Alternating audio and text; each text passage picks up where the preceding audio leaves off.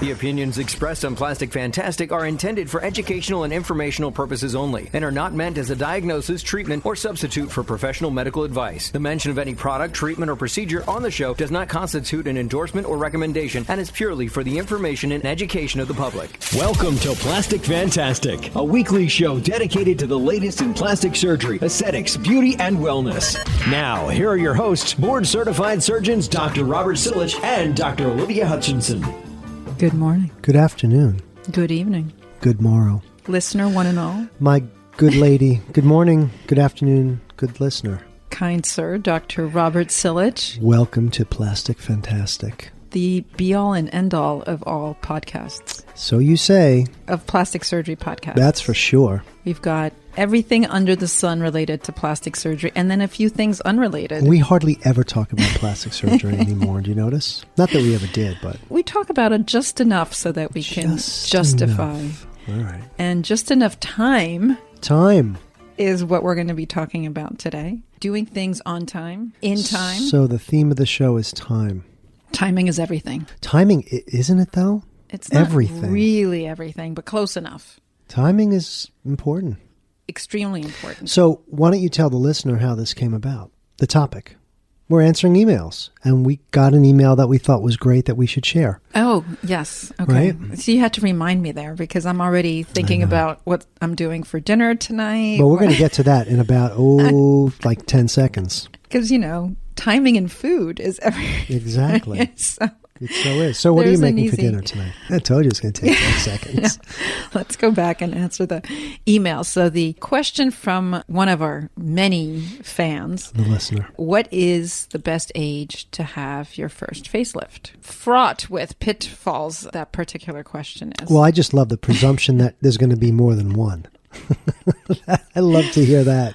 Well, I guess if you're young enough, people are definitely starting to do things earlier and earlier in life. We've noticed that. Sometimes too young, perhaps. I know with Botox, we're going to just jump right into other things. Mm-hmm. There are all these younger patients who are asking to have Botox. And there was a question that came up in terms of, is a teenager too young to have Botox? If you're 20, is that too young? Is there an absolute number? And of course, age is just a number. But you do really have to limit it at some point, I think, because then you're going to be doing Botox in babies just to make sure that they don't get wrinkles down the road, which is probably not there's that right whole way. Theory that patients talk about all the time, and I guess we do too sometimes, which is there a preventative prophylactic aspect to Botox? Well, there is. There is. If you do it early enough, the way it works, obviously, most people would know this, but we'll just go through it again. It's a neurotoxin, which basically paralyzes little tiny sections of muscles. And since the muscles aren't contracting, the skin on top of it is not folding and not making a wrinkle. So then that begs the question, should you just keep the muscles never moving so that you never form wrinkles ever? Or if you do have them, they stop forming and they don't form again. But you have to keep doing it because it goes away. Because it goes away. So there are lots of, we're just talking about Botox, not as the brand name, but more as the generic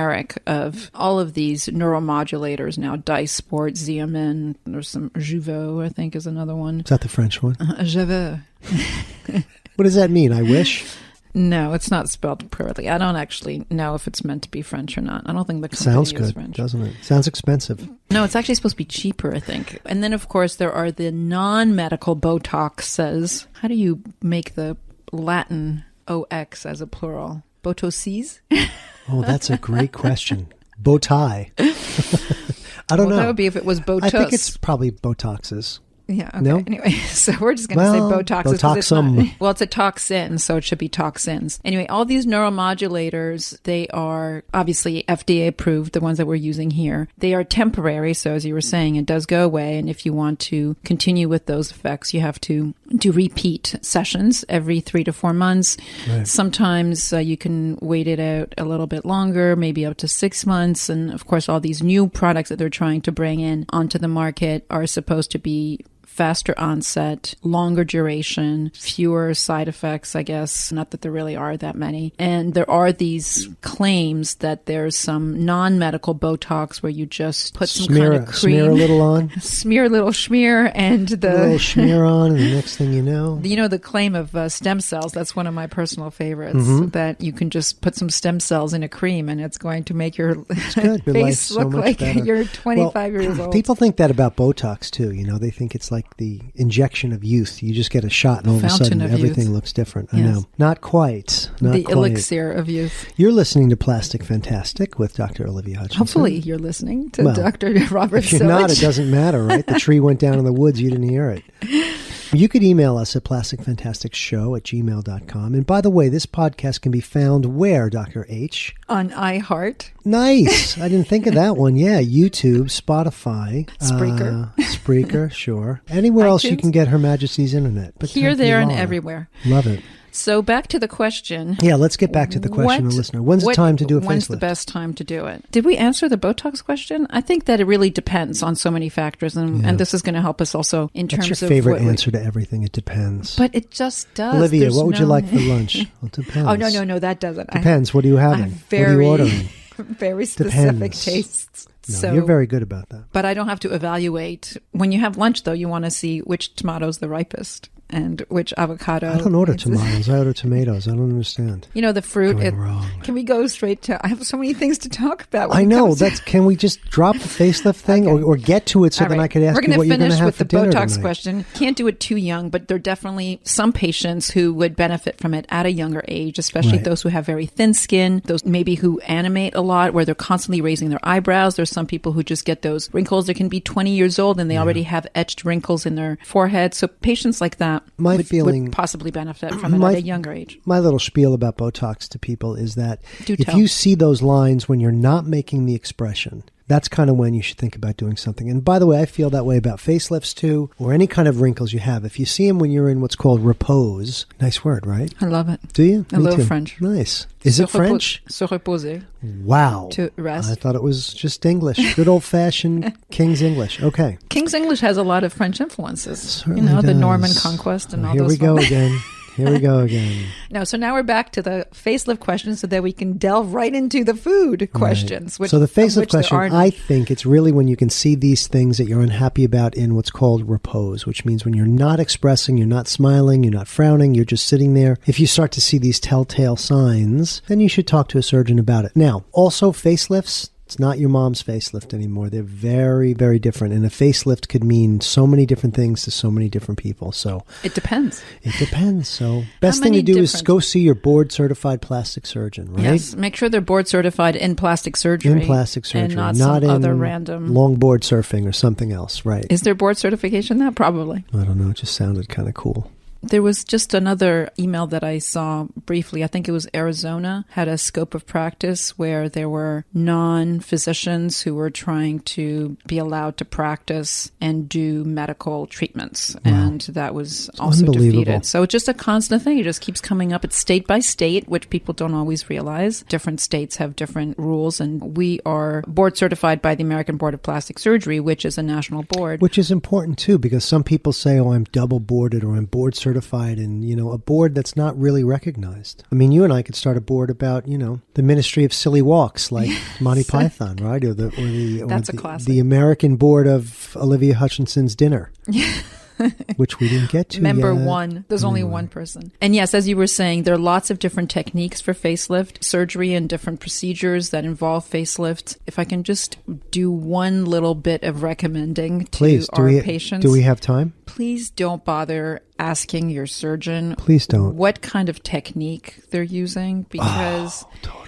These things have a weird way of making it into the lay population. They are written up. They're made to sound. They're acronyms that get created at the drop of a hat. Well, also it puts you on an uneven playing field with the patient, because the patient may not be... So much of medicine, as you know, is a language. It's like those doctors have a different word for everything, right? And... you know, if you want to then sit down and say, well, we do, right? And we do for a reason, so Latin that we could, and Greek. We could understand each other and we could talk to each other. So that, you don't say, that thing that hangs out in the back of your mouth that hangs down between your tonsils, that floppy That goes, thing. We have a name for all these things, right? So that when we're talking to each other in any language, Dr. Sillage? Exactly. Two doctors know exactly what they're talking about. So when lay patients come and start talking to you and ask you about a surgical technique question, which there's nothing wrong with asking that question, you can't expect to start having this long conversation about why you're going to do it this way, why you're not going to do it that way. I mean, you can kind of gloss over it, but you go down a tricky road with a patient who doesn't speak that kind of language, and why should they? They didn't go to medical school or do a surgical residency. Absolutely. And there's so much that goes into the plastic surgeon's judgment and evaluation of the patient, and makes me think of those chess games where they talk about all the different combinations and permutations for each move, and it's on the order of hundreds or thousands for each one. And it's similar to what we do. When we look at a patient, there's so many things that we think about, that we take into consideration. Experience has an enormous part to play in it. And to sit there and start to explain and justify every single part of what your decision-making analysis and the tree of the process by which you decide what exactly you're going to be doing. And then, of course, knowing that sometimes things arise during surgery, which mean that you have to change your plan or modify it. I was going to say, so often it changes on the table, and so to speak. Right, operating room table. Almost to the food table. I'm trying my best to get you there. I keep nudging you into that line. Come on. The relationship between the patient and the physician and physician/surgeon should be one of trust. And so you either believe that you've picked the right person and that whatever instances come up, whatever decisions have to be made, that surgeon is going to be able to do them and you have complete confidence. And if you don't feel that way, then please don't have surgery. Go find somebody else. Please don't. So you're back to please don't again. What did Jerry Maguire say?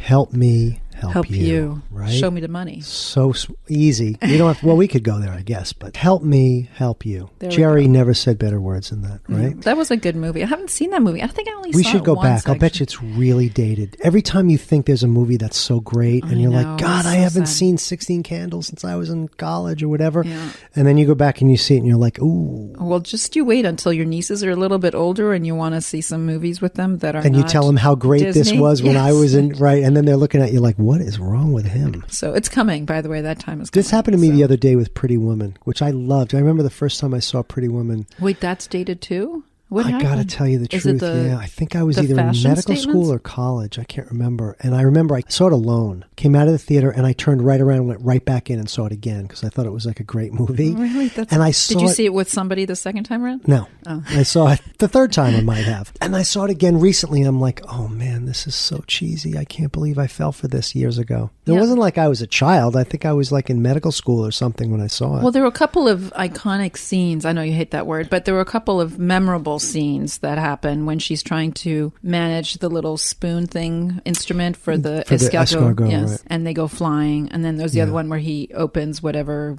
piece of jewelry and then he slams it on, and a couple of little things like that were. I think you have a good point, because what it probably is these things become iconic, and then by the time you go back to see it again, it's almost like trite or it's cloyed or something, because you've seen it now. It's like you just said, show me the money. Like at the time, remember there was a 6-month period where that was like the buzz phrase. It was so clever. But now if you say it, everybody's like, Jerry Maguire, whatever. Yeah. You know what I mean? It loses its effect. And I also feel like sometimes there are a couple of these very classic scenes that The Hangover is another one, I think, that has lots of these little tidbits. Then you forget about the rest of the movie that comes in between, and it's kind of like, wait, you remember that was scene. all sort of like filler. It had nothing to do with it. So true. We're going to take a quick break. You're listening to Plastic Fantastic with Dr. Olivia Hutchinson and Dr. Robert Sillage. We're going to come right back. You can send us an email at plasticfantasticshow@gmail.com about timing, facelifts, plastic surgery, or food, or anything, movies, etc. Please, hopefully the latter. We're going to be right back. He was in his 30s. 55 and far from home. 15 years old with multiple disabilities. It was a traumatic brain injury. He's bilingual but lost his English after the stroke. Several surgeries led to his swallowing disorder. His goal was to get back to work. I used French during therapy. Others almost gave up on the goal of him eating. Oh, he was dedicated. Together, we built his life back. Social interaction was the key to helping him. And he made it back to work. When he ate, His friends cheered. Everyone has the right to communicate. And later, he was able to travel across the world to his family. Are you or someone you know experiencing a speech, language, or swallowing disorder? An ASHA-certified speech-language pathologist can help. Visit us at asha.org/public. Nearly half of all adults in the United States have high blood pressure. 50% of those with high blood pressure do not have their condition under control. Uncontrolled high blood pressure can lead to heart attack, stroke, and other serious health issues. People with high blood pressure can create treatment plans with their doctor that can help reduce their risk. Your blood pressure numbers could change your life. Start taking the right steps at manageyourbp.org. A message from the American Heart Association and American Stroke Association. The premier choice for plastic surgery at its finest. This is Plastic Fantastic with Dr. Robert Silich and Dr. Olivia Hutchinson. Today we're talking about timing. Timing for facelifts. That's right, timing for everything. And Botox we've done. Facelifts, we sort of Kinda dabbled did. with that. It was They're more, related. They're related. Facial rejuvenation. Basically, any plastic surgery procedure may or may not be indicated for you for a number of reasons, and timing is definitely one of those things. After surgery, you need to give yourself enough time to recuperate, because if you are trying to squeeze the plastic surgery procedure into a very short period of time prior to a big event, weddings apparently this summer have Big one. exploded. So many weddings everywhere that the post-COVID resurgence of in-person activities and parties and fun things. So if you have a wedding coming up, please don't go have a facelift 2 weeks before. Odds are that nothing's going to go wrong, but you're probably not going to look as good as you should. Give yourself enough leeway. So let's talk about time isn't kind. So it's not. So what happens over time, roughly? Bad things. Yeah, they're Ugly not things. not the best things. I mean, some things are good in terms of, your judgment, hopefully your peace of mind and all that stuff. But physically, there's a lot of wear and tear. Time, gravity, sun exposure. They keep comparing it to a wine that ages and the flavor becomes more complex over time. That's not true of all wines, of course, but I don't think that's really applicable to the human body. Well, it should be applicable to your personality, I would think, right? That it improves with time? Yeah. Don't you think so? You get to tolerate more, or you get to... that's Really?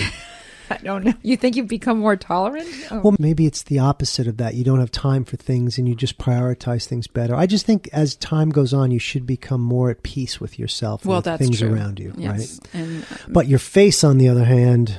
is Whoa. starting to look Holy worse. mackerel. It's not looking so good right now. Well, the two major things that happen over time, the first is the effect of gravity, Yep. which always acts downwards, Right. back to physics 101. And the 1-2 punch of that is, so the number one is gravity, and the number 2 punch, I think, is loss of volume. You Absolutely. lose volume in your face. So that is a cruel joke. You are correct. What? Ding, ding, ding. Thank you, Dr. Hutchinson. 100% right, Dr. Silich. So that's a tough one. That's a tough 1-2 knockout punch. Gravity and loss of volume. So And with the evolution of the facelift, since we were talking about that, Mm-hmm. it used to be that we would try to counter the tissue laxity and the skin laxity by pulling on the skin and trying to tighten it as much as possible. I mean, that was the original facelift, was basically just pulling the skin backwards and trying to smooth out the wrinkles that way. And over time, we've developed techniques that also include restitution of volume. So that means both repositioning soft tissues below the skin and also adding, as you were mentioning, since there's volume loss, which is for the most part fatty tissue that disappears over time. And so it's interesting, you can't do one without the other. In kind of the purview of the dermatologist, for the most part, or skin injectors, they tend to only take care of not the gravity part of it, although they try and do skin tightening with certain things, but it really doesn't work. But they're trying to increase the second part of that equation, which is volume. And to a certain degree,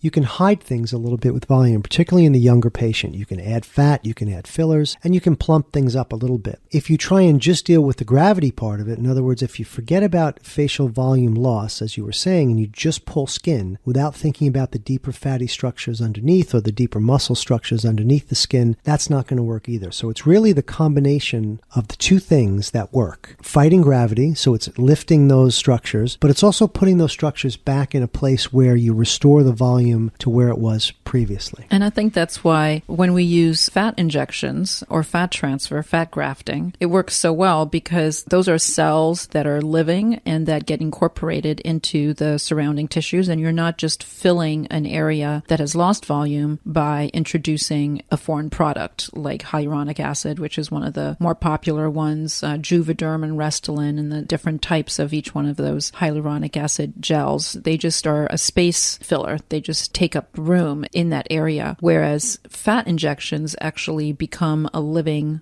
part of the tissues, and so you have a much longer period of time during which you'll see the results. It's much more natural, and you don't have some of the side effects or the complications that you can see when you're just using a filler. So that's something that we use regularly. You've been doing it for years and years and years. Well, I've been doing fat in the face for years and years and years, but you've now taught me, and although I don't do it because you're an expert at it, you've taught me about the use of fat for breast augmentation. So it's kind of the same idea. By the way, when you're lifting any structure, when you're doing a breast lift, you're constantly thinking about gravity, but also the shape and the volume loss that's happened within the breast mound itself. So that adds to it too. So it's really those two things that we try and do all the time. And that also gives you a natural look. And I think that's one of the big differences that we've seen as plastic surgery techniques have evolved over time, is that rather than just looking at, for example, when we do any breast surgery, we think about the skin envelope. And rather than just relying on the skin envelope to hold the shape of the breast, we've created a lot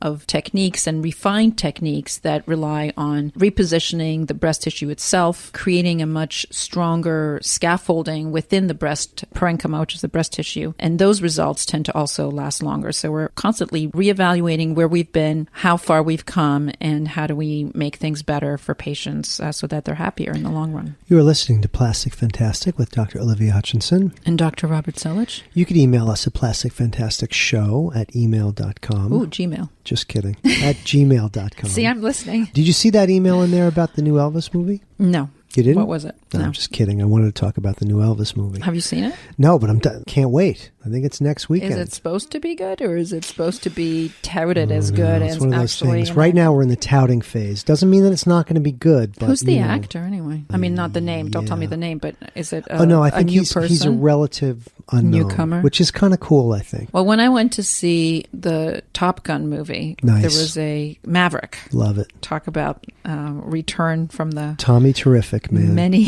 Time years is ago. on his side, in the words of the Stones. Let me tell you. I did like it, despite the hype. Sometimes some movies will be really hyped up, and there's absolutely, well, for me at least, I find them rather disappointing from that perspective. But this one had a lot of hype, and it was actually really entertaining and very enjoyable. A great kind of summer movie, you know. It's like a feel good thing. So we need that. We need God that. knows we need that. Very right well now. done. Not much CGI, if any. I'm not quite It's sure. Tom Cruise, man. It's so cool. Interestingly, also, there was a little bit of interplay between the younger generation and the older generation, which is kind of cute now. The fact that Tom Cruise is now older generation is funny, isn't it? Yeah. For us, anyway. Well, there's also the significantly older generation, too. Oh, in the movie, too? Well, they don't The really, next level? They don't really have those people flying, but it's kind of, where do you... Got it. What's the next step afterwards? So that one I could probably see more than once. Come to Really? think of Already? it. Wow. Yeah. But you need to see it on a big screen. We need massive screens, like the ones in Paris. There's a movie theater in Paris that has some You're kidding. ridiculously. Well, I should. I would have thought just the refrain opposite, from- that the Europeans have these tiny little, cute, beautiful boutique theaters. Way back when I was there, many, many decades ago, in my last couple of months of medical school, which I did abroad for You're fun. kidding. No, because it was... You studied medicine abroad? Yeah, you're allowed to do 2 electives wherever you like. And so this was... You I did it decided at the I was gonna Cordon do Bleu, it. didn't you? Didn't you? Yes, I did. I did cardiology at the Cordon Bleu. We still didn't get to dinner. We're going to get to that. Let's Don't get to think. dinner. I'm so 'cause bored now we're with this in plastic surgery stuff. Now we're talking about Paris, so you got to talk about food. You talk about thank all the God. things that Okay, they do what did you make that we last night? can't. Last night, my goodness, that's so long. Can we talk about tonight? Okay, even better. What are you going to make tonight? So I went to the farmer's market, which is always key because now is heirloom tomato season. So good, man. And You can't go wrong. Those right? are absolutely the best if you like that sort of thing. I love it. Plus, you don't have to do a lot to it because they're so flavorful. So just have to chop Little them sea up. salt. Yep. Let me ask you a balsamic. question. My favorite thing in the Evu? summer. Oh, nice. Extra do that, but virgin that's olive pretty oil. good. You don't do that? You don't put No. olive oil in it? Heirloom tomatoes with mayonnaise, salt, pepper, and some toast. Mayonnaise. Yeah. That's interesting. That's a big sandwich. You know, in that's the one of the summer. things that I don't think I even have in my fridge, mayo. Come on. Well, you could make it. It's not even hard to make. I have those spicy ones, you know, the with like chipotle or a sriracha. You or probably whatever. have aioli, I'll bet, knowing you. I don't, but I See? would because I love that stuff. I'm telling you, that's a great sandwich in the summer. Or you can just put olive oil, But aioli has salt and garlic in pepper. it, doesn't it? It does. Okay. I'm still going to talk to you if you have it. I don't care. Well, the key is that if you're going to have some, then I should have some. Well, so that is we- true. That you always have to do that. You have to share it if you're going to have it. Otherwise, Yes. it's like if Otherwise, you're it's smoking a not- cigarette, It's right? not fair for the other person. You can't smoke in front of somebody who's not cigars. smoking. Oh, God, yeah, or a Yeah, cigar. you can't. You That's can't. rough. Yeah, that's terrible. It's a big resurgence of cigars lately. Have you noticed? No.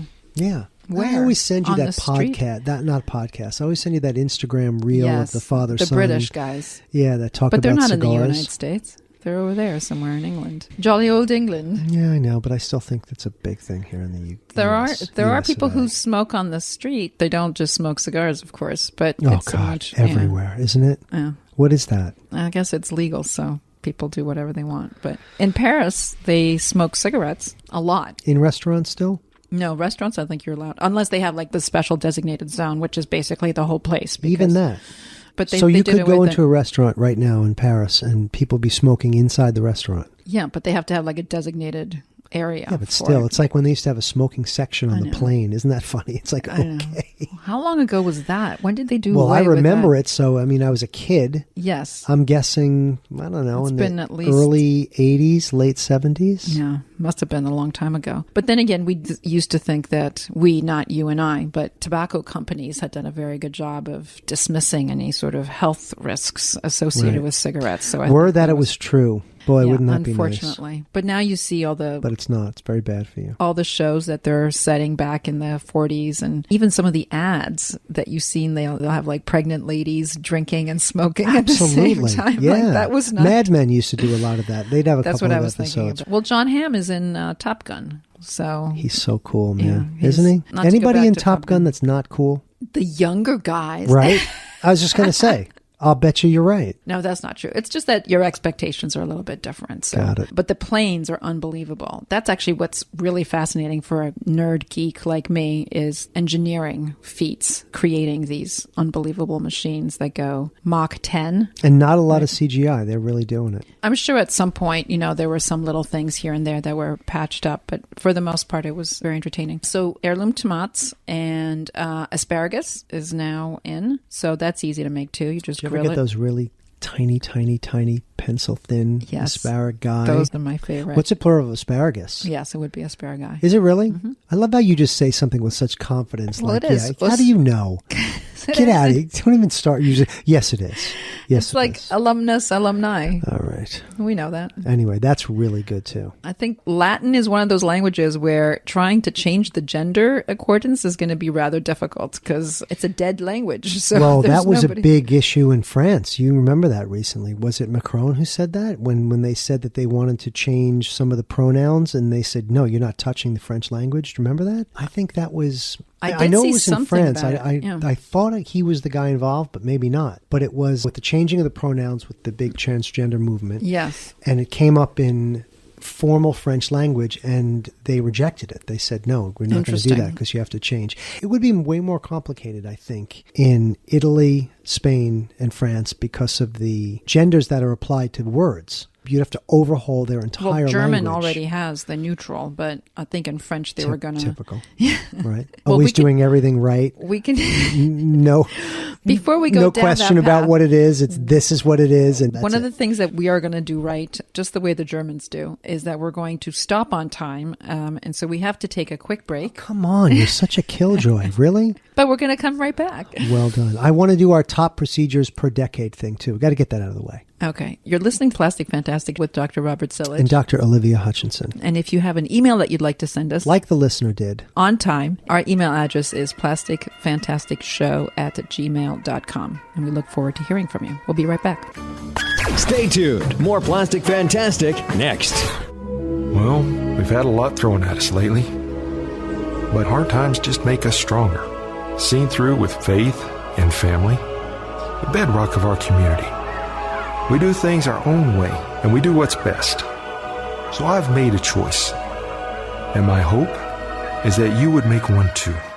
For our kids, for our community, for each other. Please, consider vaccination. Brought to you by the GreenShootsFoundation.org. Women get a lot of advice about self-care these days, but one of the most important self-care steps we can take is making sure we're financially secure later in life. For small steps you can take to save for retirement, visit WeSaySaveIt.org. A message from AARP and the Ad Council. Well, we've had a lot thrown at us lately. But hard times just make us stronger. Seen through with faith and family, the bedrock of our community. We do things our own way, and we do what's best. So I've made a choice. And my hope is that you would make one too. For our kids, for our community, for each other. Please, consider vaccination. Brought to you by the GreenShootsFoundation.org. Women get a lot of advice about self-care these days, but one of the most important self-care steps we can take is making sure we're financially secure later in life. For small steps you can take to save for retirement, visit WeSaySaveIt.org. A message from AARP and the Ad Council. Now, back to Plastic Fantastic with Dr. Robert Silich and Dr. Olivia Hutchinson. Email plasticfantasticshow@gmail.com. Welcome back to Plastic Fantastic with Dr. Olivia Hutchinson. And Dr. Robert Silich. We're talking about time and timing. We're trying to anyway. We're veering all over the place. We're talking about food. All right. Do you want to do top procedures by the decade? I don't really care. You gave me a look like, God, you're such a loser. Do we have to talk about that? I never look at you that way. Oh, but I did think we were going to talk about foods that are... All right. So let's do food. So, how do you pick the... No, seriously. Let's do it. How do you pick fruit and vegetables that are ripe to be eaten? I gotta tell you, tomato is a crapshoot. It really is. I've tried so many different ways. You grab it, you look at the sheen, if it's shiny, it just doesn't, I can't, it's still too soft is one of the telltale signs that you've... Obviously, right. If there's any external bruising and stuff like that, but I just think it's what you just said, basically. If there's actual mold on it. I'm not going to eat that one. No, but I think when you said it's sign. Heirloom tomato season, then you just kind of know. And they're always going to be good. Would you get it? You can smell them. Yeah, but I don't know even then. People don't like it when you touch things. Have you noticed? There are a lot of... people do it all the time. Well, They're you always have grabbing to. everything. How else are you going to tell if it's ripe or not? Funny things like, would you grab an heirloom tomato? Would you buy one in January or December? I don't know. But then again... That's too early, no? They bring stuff now from everywhere. Yes. We buy local. I was thinking of the farmer's market, so that's local. New Jersey and New York. Think upstate. about if you go to these great New York steakhouses, right? And you order tomato salad in the wintertime. It's always perfect. It's never like a mealy, nasty... Well, wherever you go, because you go to the high-end places. No, but we both Fancy schmancy. Oh, I don't know about that. Tomato. So, where do they come from? Sure. Mexico? They must bring them in from somewhere because clearly they're not growing them in New Jersey. We need somebody to send us an email with where do tomatoes Jersey come tomatoes from? And corn, pretty good. I don't get it, but in the wintertime, where do we get things sourced? And one of the most interesting things I saw, it was a few months ago, was about this guy who is doing research on how to preserve fruit so that they don't go badly. And he was looking at oranges and avocados, for example, that not go bad for much longer periods of time than other things like peaches or whatever. Avocados, they're ripe for 7 seconds and then they're gone. You literally have a 10-second window to eat an avocado when it's just right. I don't get that. Well, I had this discussion with the fruit guy yesterday here in the city. Which fruits is a good one for you? What is your theory about putting different fruits in the refrigerator or outside? Interesting. Tomatoes, never. They say never put them in the refrigerator. Right, but I like them cold, so I stick them in there for an hour. So then I ask him, well, what about apples? Because I love it when apples are really cold. And he's like, well, you could, for a little bit, you can get an apple in there for a while. Never a banana, never an avocado. It turns brown, black. I guess. I think it just does something to them. Wait, what happens if you put the cherries apple in for too long? Strawberries you can. Well, you have to, otherwise they go moldy. Well, they don't get as crisp and juicy as they normally are. They get kind of dry and nasty. Really? I guess. I don't know. Clearly, this is an intriguing topic for you right now because you're just kind of looking at me like, I don't know. No, but I was also thinking grapes about... got to be cold. Got to be cold. I was thinking about peaches, actually, because those are not in season yet. You come on like a dream. All peaches and cream. Now, that is very yummy. That's a good dessert. Pesh Melba, that's a good one, too. Is there cream in peach Melba? Ice cream. Even better than just peach cream. ice cream is pretty good too, by the way. Yeah. Well, Breyers is the only place I know that makes it too. Well, you can make your own ice cream. Do you have an ice cream maker? Yeah, I have several. You want one? No, I don't. I don't mean the people who make it for you. No, I mean the surrendered those machine. things of youth years ago. I don't really make Is it ice difficult cream. to make? I mean, I would think that you have to process the difficult fruit to make, first, right. which is the biggest issue. It's like the juicers. Do you have a juicer? Nope. That's also... I have a juice generation about 2 blocks from my house, and I order in from them. They'll do those it. are the industrial size things, but the Right. ones that are, for residential uses or for the hoi Yeah, but polloi, do like you ever a see the amount of... residue.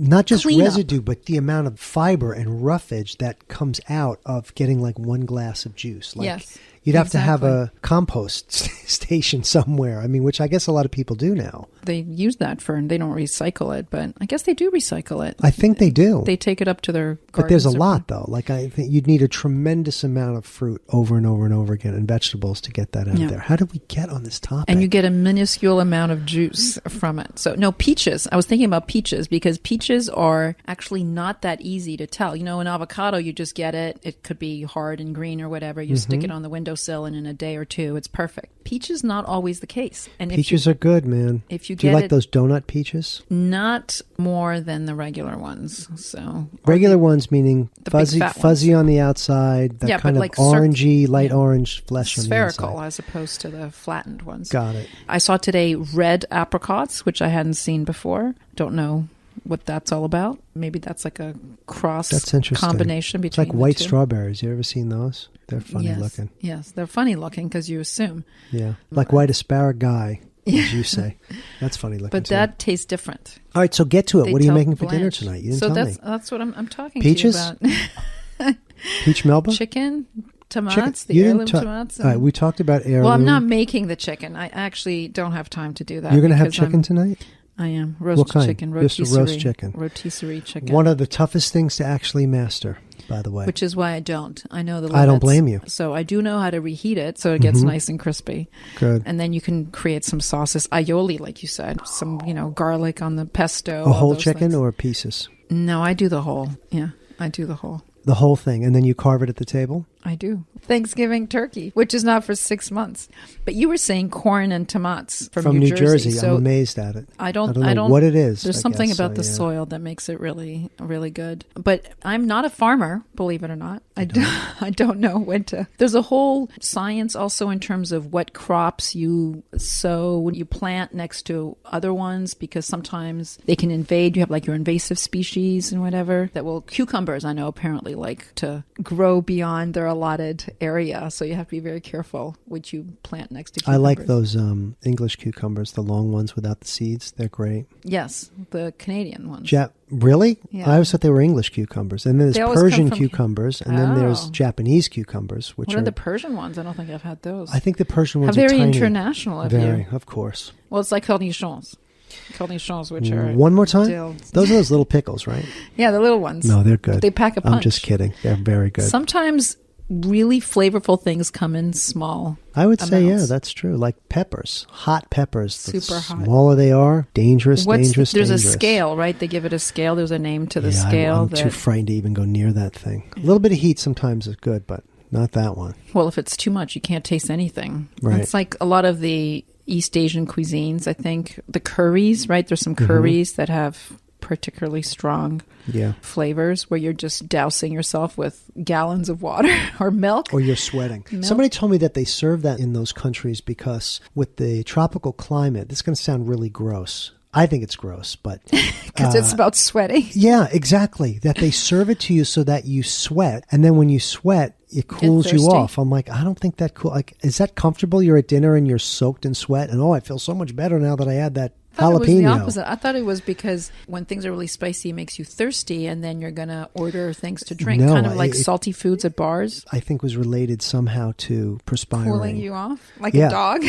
Yeah, no, that like it makes you sweat, It and then makes when you you- sweat, you cool off. makes you Like if pant. you're eating outside. I know, in the heat somewhere in Rangoon, Singapore, Hong Kong. I haven't been to any of those places. Have you? But what is Rangoon now? It's something else. Are any of those places on I'd the like to list? go to Singapore, I think, because I hear it's so Singapore's supposed to be civilized cool. and beautiful. And the food is gonna supposed to be very good. It's very Yes. different. Are there Singaporean restaurants in New York? There are. Oh, I don't know about New York, but it's Singapore? a very. But even in Singapore, it's rare because it's such a melting pot that there's a big Chinese part, there's a big Thai part, there's an Indian part, but like So pure what's the original? Singaporean cuisine Yes. is only like a couple of dishes. Is I it think. fish? I don't think so. No. I mean, they always have Surrounded that by water, fermented though. fish paste that's in everything. I know, but they swear by it. I'm not sure I can do I know. like really I mean, I random don't foods. think you put it on bread. I think it's like a little tiny bit goes into the wok and Like Vegemite?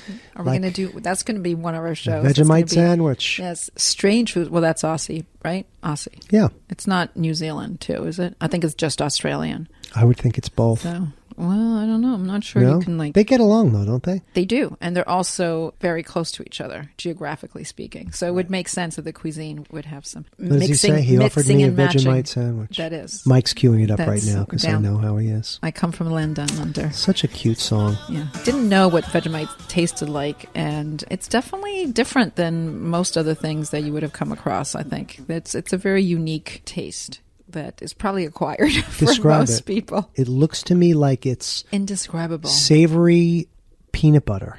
Or, Yeah, or it's like not peanut butter is at it? all. It's fermented something, isn't it? Isn't it I don't fermented? even know what goes into it, but it's not Give not me- aioli. It's not. Give me an idea, though. It's vegetable, some kind of paste. Strange. It's not It's a protein. paste, It's a yeah. paste of some kind of jackfruit. No. It's not like hummus. I don't know. All these things that I've had over the years, and this is its own little Stands entity. out. It's like that show where they do, strange foods with Andrew Zimmern. I actually I went like to that guy. I like that I show. went to a fundraiser. He was one of the chefs that they had there. So. Good guy? Yeah, I'm sure he is. He's, overcome adversity and he's made a name for A lot himself. of personalities amongst those chefs, Yes, chef, no chef. What is that? How many times? It was the last time somebody did yes, doctor, no doctor. But boy, they say yes, chef, no chef right away. Well, they have to Don't they? because otherwise they get What? shown the door, right? Isn't that? Isn't that ridiculous? We wouldn't show somebody the door. We who's- usually get a hey you. Are you done with that? Hey you. Do you need another stitch? No, we don't get that. We Hey get doc. All right. So listen, we should Yeah. give a shout out Do to it. all our wonderful OR staff yes. work with us on 100%. a daily, regular basis, who make our lives so much nicer. Talk about timing is everything. Having an OR nurse, the scrub nurses who are the ones who are Yeah. actually... I think a couple weeks we talked about this where Yes. But you just can never thank them enough. You and I mean, do this because literally our face will be looking straight down on the patient or the wound or wherever we're operating, and we don't even turn our eyes. We just take our right hand and put it out to the Yes. right of us, and miraculously in that hand is the exact instrument that we that need. you're We don't even thinking ask of. for Yes, it anymore. I know. So it's that is amazing. that is what makes a team work so well, and that's why it's so important to have the right staff. They are our Sherpas. They are. Right? They make our lives They sure so do, much man. easier, and it makes the surgery go more smoothly, faster. Having a well-oiled machine is so important, and also it's so good for the patient when they're not under anesthesia for any more time that they have to be. And I think that you and I certainly, not that we pride ourselves in being fast surgeons, but we are definitely some of the faster ones out there. I think that's true. Listen, can I ask a favor? Can we talk about like food next week maybe instead of plastic surgery? Absolutely. We're just Come going on. to call this the This has been way too foodie fantastic. heady. Ooh, that's good. You're very smart. And I'm so Come on. smart because I also know what time it is. There we go. Speaking What's of the time? All right. It's time to remind everyone what our email address is. It is plasticfantasticshow@gmail.com. And as Ringo Starr said, now's the time to say goodnight. And good night to you, kind sir, Dr. Robert Silich. And good evening and good night to you, Dr. Hutchinson. Thank you for listening, and tune in again next week. You've been listening to Plastic Fantastic with Dr. Robert Silich and Dr. Olivia Hutchinson. Produced by Mike Scheck. This is Bill Eugene speaking. Got a question? Email plasticfantasticshow@gmail.com. And be sure to listen right here every week for another episode of Plastic Fantastic with Dr. Robert Silich and Dr. Olivia Hutchinson.